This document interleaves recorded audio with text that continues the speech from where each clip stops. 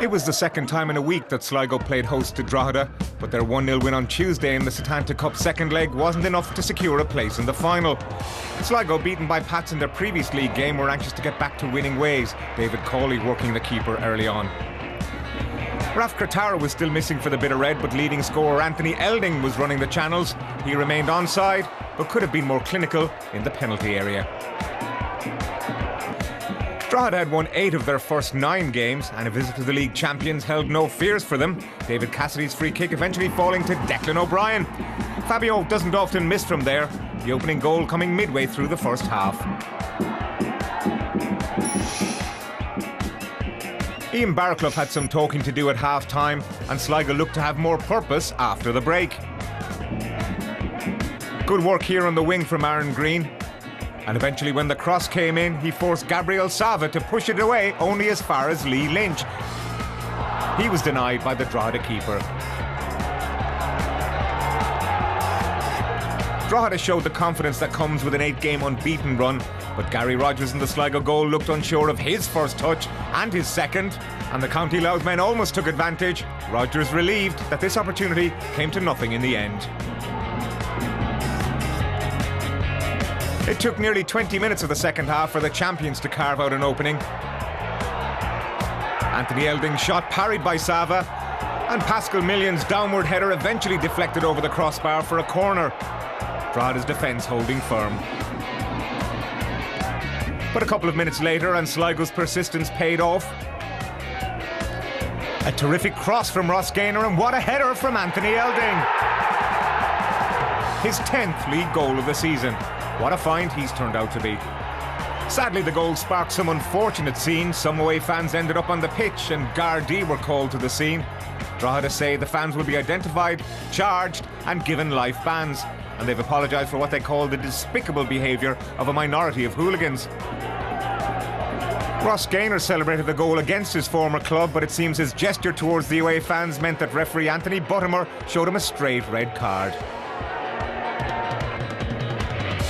So 1-all in all to play for. Drogheda went in search of the winner, and from this corner, when the ball was hooked back into the danger zone, Gary Rogers made a good save from Gavin Brennan at his near post. The game had really opened up at this point, and the 10 men of Sligo went for it. 90 minutes on the clock, and a good run by Kieran Djilali. And when Danny Ventre's effort fizzed across goal, Greene was in the right place at the right time. Drogheda looking for an offside that wasn't there.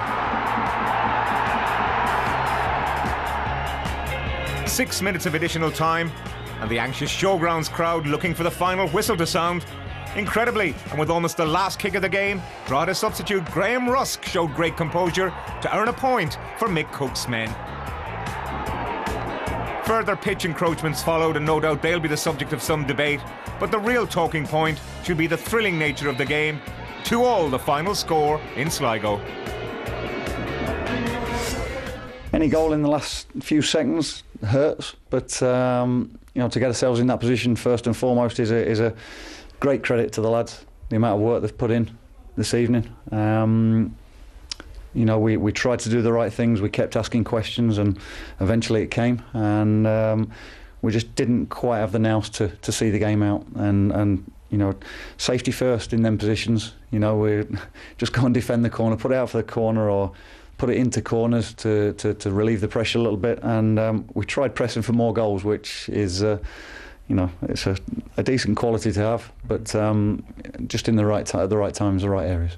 I think anybody who was here, Sligo supporters and our genuine supporters, felt it was a great occasion, a great football match that swung both ways, and certainly great credit has to be given to Sligo when they went to 10 men to come equalise and then go on and take the lead 2-1. But I think our lads showed great fortitude and courage of their convictions to go and seek an equaliser, which we did do at the last kick of the game. But it was a tremendous game, and I'm sure the supporters enjoyed it. OK, and here we have confirmation of how the Electricity League Premier Division table stands. Sligo Rovers still top. The gap now to Derry City, 2 points.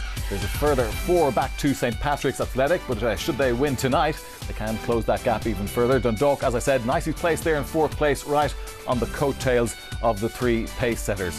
Down at the bottom, well, Shelburne yet to win this season, and just 3 points gleaned from their 10 outings so far. So plenty to reflect on from those 4 other matches played at the weekend. Sligo Rovers 2, Drogheda United 2. Sligo, they experienced a bit of a dip in form. Have they got out of that dip yet, Johnny, do you think? Yeah, the last couple of weeks, as you say, they've been playing Drogheda a couple of times in the last few weeks as well. Difficult team to play against. Yeah, they're entitled to go into a dip. You know, they started the season fantastic, and they've lost Cratero as well, which is a big loss to them. But Elding still scoring the goals for them, so probably disappointed to not win the game at home.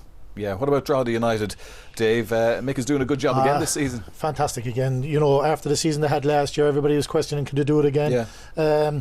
No doubt about it. He made a good signing in David Cassidy. You know, had a poor season last year, expecting a lot better from him, but going to Drogheda probably pick him up again and move on. But you have to say, with Drogheda playing the champions 3 times and given the performances, Mick must be very happy. Must be